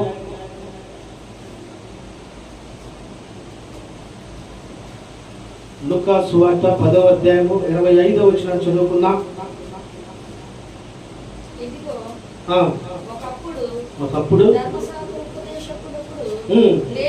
లేచి బోధకుడా నిత్య జీవములకు వారసులంతకు నేనేమి చేయవాలని ఆయన శోధించుచు అడిగను. అందుకు ఆయన ధర్మశాస్త్రం అందేమి వ్రాయబడి ఉన్నది, నీవేమి చదువుచున్నావని అతన్ని అడగగా అతడు నీ దేవుడైన ప్రభువును నీ పూర్ణ హృదయముతోను, నీ పూర్ణ మనసుతోను, నీ పూర్ణ శక్తితోను, నీ పూర్ణ వివేకంతోను ప్రేమింపవలననియు నిన్ను వలె నీ పొరుగు వారిని ప్రేమింపవలననియు వ్రాయబడి ఉన్నదని చెప్పాను. ఇప్పుడు మనం ఇక్కడ గమనించాల్సింది ఏంటంటే, నిత్య జీవాన్ని మనం పొందుకోవాలంటే ఆ ధర్మశాస్త్రోపదేశకుడు దేవుణ్ణి ఏదైతే అడిగాడో దాని ప్రకారం దేవుడు ఏం తెలియపరిచాడు? అతడు నీ దేవుడైన ప్రభువును నీ పూర్ణ హృదయముతోను హృదయపూర్వకంగా ప్రార్థించేవారుగా, హృదయపూర్వకంగా మన విన్నపాలు దేవుడికి తెలియపరిచేవారుగా, హృదయపూర్వకంగా మన జీవితాన్ని మనం సరి చేసుకునేటువంటి స్థితి దేవునికి చెప్పుకునేవారుగా మనము ఉండాలి. నీ పూర్ణ హృదయముతోను, నీ పూర్ణ మనసుతోను, నీ పూర్ణ శక్తితోను, నీ పూర్ణ వివేకముతోను ప్రేమింపవలను. రెండవదిగా నిన్ను వలె నీ పొరుగు వారిని ప్రేమింపవలనని వ్రాయబడి ఉన్నదని చెప్పాను. మనం మొదటిగా దేవుణ్ణి ప్రేమించాలి. పూర్ణ హృదయంతో, పూర్ణ మనసుతో, పూర్ణ బలముతో, పూర్ణ వివేకముతో దేవుణ్ణి ప్రేమించి వెంబడించి మనకు కావాల్సింది ఆయన ద్వారా పొందుకునేటువంటి స్థితి మనం పొందుకోవాలండి. అట్ ద సేమ్ టైం రెండవదిగా నిన్ను వలె నీ పొరుగు వారిని ప్రేమించాలి. దేవుడు చేసింది కూడా అదేగా. అనేక మందిని దేవుడు ప్రేమించాడు, అనేక మందిని దేవుడు స్వస్థపరిచాడు, అనేక మందికి దేవుడు అద్భుత ఆశ్చర్యకార్యాలు సూచక్రియలు జరిగించి ఉన్నారండి. కనుక నిత్య జీవాన్ని మనం పొందుకోవాలంటే దేవుణ్ణి ప్రేమించే స్థితి కలిగి ఉండాలి. నీ పొరుగు వారిని కూడా ప్రేమించే అటు స్థితి నీవు కలిగి ఉండాలి. మన పొరుగు వారిని ప్రేమించకుండా నా ప్రార్థన దేవుడి దగ్గరికి వెళ్ళట్లేదంటే కుదరదు. దేవుడి దగ్గర కొన్ని నిబంధనలు, కొన్ని కట్టడలు, కొన్ని ఆజ్ఞలు ఉన్నాయి. వాటిని గైకొని వాటి ప్రకారం మనం జీవించి హృదయపూర్వకంగా ప్రభుని ప్రార్థన చేస్తే ఆ ప్రార్థన ధూపము దేవుడి దగ్గరికి వెళితే ఆ ధూపాన్ని బట్టి మనకు దేవుడు ప్రతిఫలాన్ని దయచేస్తాడు. చివరగా 5వ మాట మనం చూడగలిగినట్లయితే నిత్య జీవాన్ని పొందాలంటే చివరగా 5వ మాట మహిమను, ఘనతను, అక్షయతను వెతకాలి. రోమీయులకు రాసిన పత్రిక 2వ అధ్యాయము 7వ వచనం చూద్దాం. సాత్క్రియను ఓపికగా చేయొచ్చు, మహిమను, ఘనతను, అక్షయతను వెదుకు వారికి నిత్య జీవం ఇచ్చును. అయితే భేదములు గుర్తించి సత్యమును లోబడక. ఒక్క నిమిషం ఇక్కడ చూద్దాం. 7వ వచనం వరకు చదువు ఒకసారి మంచిగా.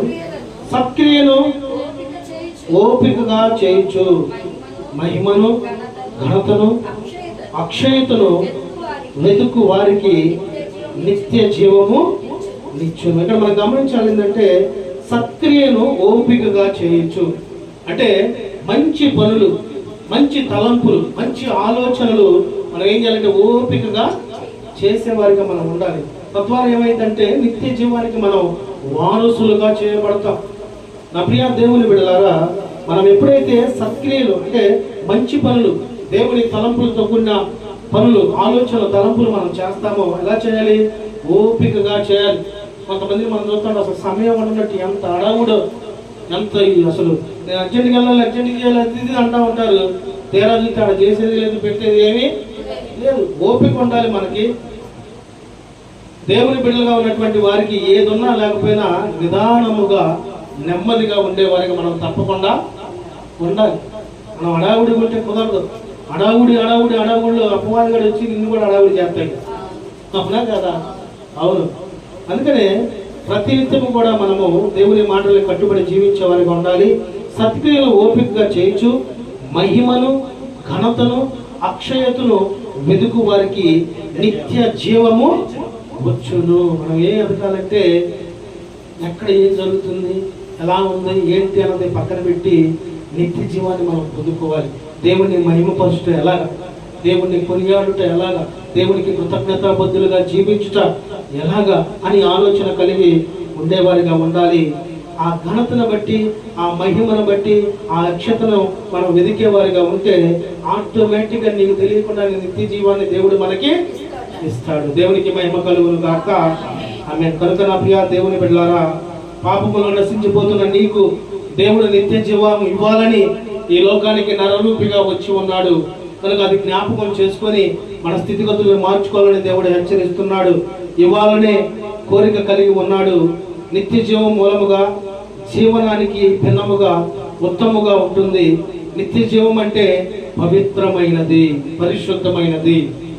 దాని పేరే పరలోక రాజ్యం. మనకి ఈ లోక రాజ్యం వద్దు. మనకి ఏ రాజ్యం కావాలంటే పరలోక రాజ్యం కావాలండి. అది మనకి శాశ్వతమైన రాజ్యమైనది. ఆ పరలోక రాజ్యం ఎలా ఉంటుందంటే రేపు ఎల్లుండి ఉండదు, పగలు ఎండ రాత్రి ఉండవు. నిత్యము దేవుని ద్వారా ప్రకాశవంతమైనటువంటి వెలుతురు ఉంటుంది. ఆ వెలుతురులో దేవుణ్ణి హృదయపరంగా స్తుతిస్తూ మహిమపరుస్తూ గాన స్తుతిగానంతో దేవుణ్ణి కనులారా చూసే స్థితి మనం కలిగి ఉంటాము. మన అధికాల కింద ఏముంటుంది? బంగారం ఉంటుంది. సింహాలు, క్రూరముగాలు వచ్చి మనతో పాటు పక్కన వీటి తిరుగుతూ ఉంటాయి.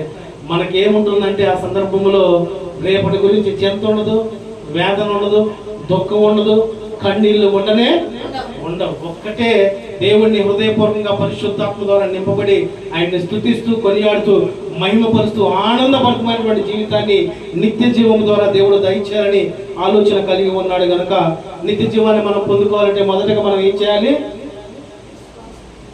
యేసు క్రీస్తు ప్రభువారి యందు విశ్వాసము ఉంచాలి. రెండవదిగా పరిశుద్ధముగా జీవించాలి. మూడవదిగా యేసు క్రీస్తు ప్రభువారిని వెంబడించాలండి. దేవా, నీ మాట నేను వింటానయ్యా, నీ ఆలోచన కలిగి ఉంటానయ్యా, నాకు ఏది అక్కర లేదని ఆలోచన కలిగి ఉండాలి. నాలుగవదిగా దేవుడు ఏదైతే తెలియపరిచాడో ఆజ్ఞ ప్రకారం హృదయపూర్వకంగా ప్రార్థిద్దాం. హృదయపూర్వకంగా మన విన్నపాలను దేవుడికి తెలియపరచుకుందాం. ప్రార్థన చేస్తూ దేవుడి ద్వారా పరలోక సంబంధమైనటువంటి స్థితి మనం పొందుకునేటువంటి స్థితి కలిగి ఉందాం. అదేవిధంగా నిన్ను వలె నీ పొరుగు వారిని ప్రేమించే స్థితి కూడా మనం కలిగి ఉండాల్సిందే. మన మధ్య ఏముండకూడదు అంటే అసూయ ఉండకూడదు, ద్వేషం ఉండకూడదు, ఈర్ష్య ఉండకూడదు. లోక సంబంధమైన మనుషులకున్న ఏవి కూడా మన దరిదాపులు కూడా రానివ్వకూడదు. ఎందుకంటే నేను పరిశుద్ధులు కనుక మీరు కూడా పరిశుద్ధులుగా ఉండునని దేవుడు మనకి వాగ్దానం చేసి ఉన్నాడు. చివరగా మహిమను, ఘనతను, అక్షయతను వెదకాలి. నిత్య జీవాన్ని పొందుకోవడానికి నా జీవితాన్ని ఎలా మార్చుకోవాలి, నా స్థితిగతులు ఎలా మార్చుకోవాలి, నా నడవడికి ఎలా ఉండాలి, నా మనసు ఎలా ఉండాలి, నా తలంపు ఎలా ఉండాలి, నా ఆలోచన ఎలా ఉండాలి, ప్రభువుని వెతకగలిగితే ప్రభువే మనకు దారి చూపిస్తాడు. శ్రేష్టమైన పరలోక సంబంధమైనటువంటి జ్ఞానంతో మనల్ని నింపి నిత్య జీవాన్ని దేవుడు మనందరికీ అనుగ్రహించును కాక. ఆమేన్. పరిశుద్ధాత్ముడి ఈ మాటలు మన వినికిడిలో ఫలభరితంగా మార్చి ఆశీర్వదించి దీవించును గాక. ఆమేన్. ప్రార్థన చేసుకుందాం. అందరం నుంచి నిలబడి వ్యక్తిగతంగా ఒక 2 నిమిషాలు ప్రార్థన చేసుకుందామండి. నిజమైన ప్రభువా, దేవా, నిత్య జీవాన్ని అనుగ్రహించున్నది దేవుడు తానే మనకి చేసిన వాగ్దానం తెలియపరిచారు తండ్రి. దేవా, ఈ లోకంలో నిత్య జీవాన్ని నేను పొందుకోవడానికి చాలా పరిశుద్ధతను నాకు దయచేయి ప్రభువా. వ్యక్తిగతంగా అందరం ప్రార్థన చేసుకుందాం అండి. 2 నిమిషాలు ప్రభు మనతో ఉన్నాడు, మన ప్రార్థన ఆలకిస్తున్నాడు. ఇది మొదలుకొని నీ జీవితాన్ని, నీ స్థితిగతుల్ని, నీ పరిస్థితుల్ని దేవుడు మార్చబోతున్నాడు కనుక ఎవ్వరూ మౌనంగా ఉండొద్దు. శ్రేష్టమైన సమయంలోకి మనం వచ్చున్నాం. దేవుడు మన ప్రార్థన వినడానికి మన వద్దకు వచ్చి ఉన్నాడు కనుక ఆయన తెలియపరిచినటువంటి రీతిగా ఎక్కడ 2-3 నా నామమున కూడి ఉందో అక్కడ నేను ఉంటానని తెలియపరిచాడు. దేవుడు మన మధ్య ఉన్నాడు. నోరు తెరిచి ప్రార్థన చేద్దామండి. ఎవరు ఏ ఆలోచన, ఏ తలంపులు, ఏ ఆలోచనలు కలిగి ఉండకుండా నీవు హృదయపూర్వకంగా ప్రభువును వేడుకొనగలిగితే ఈ సమయంలోనే నీకున్న చింతలు, బాధలు, అసూయలు, లోక సంబంధమైన, పాప సంబంధమైనటువంటి సమస్తము తుడిచివేసి నా ప్రభువు నీకు నిత్య జీవాన్ని దయచేయును గాక. ప్రతి ఒక్కరం ప్రార్థన చేసుకుందాం వ్యక్తిగతంగా. దేవా, నన్ను పరిశోధించు దేవా, నా స్థితిగతుల్ని మార్చండి తండ్రి. దేవా, నీవు అసలు మానవులను సృష్టించడానికి గల కారణం ఏమై ఉన్నదో అది గుర్తెరిగినైనా తండ్రి, ఈ లోక సంబంధమైనటువంటి ఆశలు, ఆలోచనలు, తలంపులు సమస్తము విడిచి పరలోక సంబంధమైనటువంటి జ్ఞానంతో నింపునట్లు నన్ను నడిపించి దేవాన్ని ప్రార్థన చేద్దామండి. ప్రతి ఒక్కరు మౌనంగా ఉండదు. ఎవరు నోరు తెరిచి ప్రభువుని వేడుకుందాం. మనకు తెలియకుండానే అపవాదిగాడు మనల్ని పరిశుద్ధంగా ఉండనివ్వకూడదని, నిత్య జీవానికి వారసులు కాకూడదని, దేవుని బిడ్డలుగా మనము కుమారులుగా, కుమార్తెలుగా ఆయన బిడ్డలుగా మనం ఉండకూడదని అపవాదిగాడు అనేక రకాలుగా మన మీద అపవాది కుయుక్తి కలిగి ఉంటున్నాడు. కనుక మనం ప్రభువుని నోరు తెరిచి ప్రార్థించగలిగితే ఇది మొదలుకొని ప్రభువు నీకున్నటువంటి అపవాదిగాడి యొక్క కుయుక్తి నుంచి, అనేక రకాలైనటువంటి దేవునికి ఆయాసకరమైనటువంటి స్థితి నుంచి నిన్ను దేవుడు దూరపరిచి తన కృపలో, తన బాహులో నా దేవుడు నిన్ను నూతన స్వభావంతో నింపును గాక. ఆమేన్. దేవా, నాతో సూటిగా మాట్లాడావు తండ్రి. తండ్రి, ఈ లోకంలో మాకు ఆస్తులు అవసరం లేదు, అంతస్తులు అవసరం లేదు, అందం అవసరం లేదు, అనేకమైన లోక సంబంధమైన కార్యాలు అవసరం లేదు ప్రభా. మీరుంటే చాలు తండ్రి. మాకు మీ ప్రేమ చాలు తండ్రి, మీ తోడు చాలు తండ్రి. మీరుంటే చాలు దేవా. అయినా తండ్రి, మాకు నిత్య జీవాన్ని దయచేయడానికి దేవా మీరు నా కొరకు, మా కొరకు నాయన తండ్రి ఈ లోకానికి వచ్చి ఉన్నారు తండ్రి. ఎవరు చేయలేనిటువంటి గొప్ప భాగ్యాన్ని, గొప్ప తలంపుల్ని, ఉన్నతమైనటువంటి మీరు మా పట్ల కలిగినటువంటి ప్రేమను బట్టి ఎంతో గొప్ప గొప్ప కార్యాలు మీరు జరిగించున్నారు నాయన తండ్రి. అది గుర్తెరిగినైనా ప్రభా, ఈ లోకం శాశ్వతం కాదు, కొంతసేపు కనపడి అంతలోనే మాయమై ఆవిర్యాన్ని తెలియపరిచావు తండ్రి. కనుక ఈ లోక సంబంధమైనటువంటి వాటి నుంచి మేము విడుదల పొందుటకు మాకు మా హృదయాన్ని తండ్రి, విడుదల పొందేటువంటి హృదయాన్ని మాకు దయచేయమని ప్రార్థిస్తున్నాం తండ్రి. హృదయ శుద్ధి జరిగించండి ప్రభా. మా ఆలోచనలు, తలంపులు మార్చండి తండ్రి. మేము కలిగి ఉన్నటువంటి సమస్తము నాయన తండ్రి మీకు ఇష్టకరంగా మీరు మార్చుదురు గాక. మమ్మల్ని మీరు బలపరచుదురు గాక. నిత్య జీవానికి వారసులుగా మమ్మల్ని అందరినీ మీరు మార్చుదురు గాక. ఒకనొక దినమన్నైనా తండ్రి, పరలోకంలో మిమ్మల్ని కనులారా చూసే స్థితి మా అందరికీ మీరు దయచేయుదురు గాక. పరిశుద్ధతతో నింపండి ప్రభా. నీ కృపతో బలపరచండి తండ్రి. మీ అందు విశ్వాసమునైనా తండ్రి అధికముగా మీరు మార్చుదురు గాక. విశ్వాసాన్ని దయచేయమని ప్రార్థిస్తున్నాం తండ్రి. పరిశుద్ధతను దయచేయండి ప్రభా. దేవా, మీరు తెలియపరచని ప్రతి మాట ప్రకారము మేము తండ్రి ఆ మాట కట్టుబడి ముందుకు వెళ్ళేటువంటి అటు నడిపింపు దయచేయమని ప్రార్థిస్తున్నాము తండ్రి. అయినా ప్రభా, నీతిమంతులుగా ఉండడానికి కృప దయచేయండి తండ్రి. మహిమను, ఘనతను, అక్షయతను వెతకాలని తెలియపరచాను ఆయన తండ్రి. వాటిని వెతికేటువంటి స్థితి దయచేయమని ప్రార్థిస్తున్నాము తండ్రి. దేవా, అపవాదిగా తండ్రి కుటుంబాల్లో తండ్రి గొడవలు లేపుతూ, అల్లర్లు లేపుతూ, సమాధానం లేకుండా అనేక రకాలుగా తండ్రి అపవాదిగా ఆటంకాలు కలిగి ఉంటుండగా ఇది మొదలుకొని కుటుంబ ప్రార్థన మీరు వారి జీవితాల్లో, వారి కుటుంబాల్లో జరిగించుదురుగాక. వారి కుటుంబంలో ఉన్నటువంటి అపవాదిగాన్ని మీరు ఇప్పుడే లయపరచుదురుగాక. ప్రతి కుటుంబంలో ప్రేమను దయచేయండి తండ్రి. ప్రతి కుటుంబంలో ఆనందాన్ని దయచేయండి ప్రభా. ప్రతి కుటుంబంలో సమాధానము దయచేయండి తండ్రి. ప్రతి కుటుంబంలో తండ్రి ఆరోగ్యాన్ని దయచేయండి తండ్రి. ప్రతి కుటుంబానికి మీరు క్షేమాన్ని దయచేయమని ప్రార్థిస్తున్నాము తండ్రి. దేవ, అపవాదిగాడి యొక్క ఆలోచనలు, తలంపులు సమస్తం మీరు లయపరచమని ప్రార్థిస్తున్నాను తండ్రి. ఈ ప్రార్థనలు ఏకీపిస్తున్న నీ బిడ్డలందరినైనా ప్రభా, నీ సన్నిధికి ఏది కావాలని వచ్చి ఉన్నారో నాకు తెలియదు నాయన, కానీ హృదయాంతరంలో ఎరిగి ఉన్న దేవ సమస్తం మీరు ఎరిగి ఉన్నారు తండ్రి. వారికి ఏది కావాలో అది మీరు వారికి దయచేయుదురు గాక. వారితో మీరు ఉండండి నాయన తండ్రి. వారి యొక్క పనుల్లో మీరు తోడుగా ఉండండి. రాకపోకల్లో తోడుగా ఉండండి. చేస్తున్న ప్రతి పనులు నాయన తండ్రి మీరు విజయాన్ని దయచేయమని ప్రార్థిస్తున్నాము తండ్రి. ప్రతి బిడ్డ కూడా నిత్య జీవానికి నేను వారసులు అవ్వాలి, నిత్య జీవాన్ని చేర్చబడాలి, ఈ లోకంలో మంచి జీవితాన్ని కలిగి ఉండాలని అట్టి మనసును మీరు దయచేయమని ప్రార్థిస్తున్నాం తండ్రి. మరి ప్రాముఖ్యంగా నాయన ప్రభా, నీ బిడ్డ కృష్ణాయన తండ్రి మరణ సంబంధమైనటువంటి స్థితి నుంచి మీరు తప్పించి నాయన తండ్రి ఆ బిడ్డ పక్షాన్ని మీరు తోడే ఉండి క్షేమాన్ని దయచేసినందుకు మీకు స్తోత్రాలు తెలియపరుస్తున్నాను తండ్రి. దేవా, నీ బిడ్డలకి ఎవ్వరికి నేను తండ్రి ఎటువంటి కీడు మీరు దరిచేయకుండా చేయండి నాయన తండ్రి. ఏ సమస్యలు రానివ్వకుండా చూడండి ప్రభా. నీ బిడ్డల పనుల్లో, రాకపోకల్లో చేస్తున్న ప్రతి పనులు మీరు క్షేమాన్ని దయచేయుదురుగాక. నీ బిడ్డలు మీరు స్వస్థపరచుదురు గాక, నీ బిడ్డలు మీరు బలపరచుదురు గాక. దేవా మీరే తోడే ఉండి సమస్తము జరిగించమని ప్రార్థిస్తున్నాము తండ్రి. ప్రతి కుటుంబాన్ని, ప్రతి బిడ్డని, ప్రతి నేత్రాన్ని మీరు దీవించి ఆశీర్వదించమని ప్రార్థిస్తున్నాం. గర్భఫలం లేని వారికి గర్భఫలం దయచేయండి. అనారోగ్య సమస్యలు ఉన్న వారిని స్వస్థపరచండి. ఆర్థిక ఇబ్బందులు ఉన్న వారిని లేవనెత్తండి తండ్రి. కుటుంబంలో తండ్రి అనేక సంబంధాలు, అనేక ఇబ్బందులు, సమస్యలు, నిట్టూర్పులు, వేదనలు, శోధనలు పడుతున్న వారిని మీరు సమాధానపరిచి ఆనందాన్ని దయచేయమని ప్రార్థిస్తున్నాం తండ్రి. ప్రతి బిడ్డ పక్షాన్ని మీరే తోడే ఉండి నడిపించండి.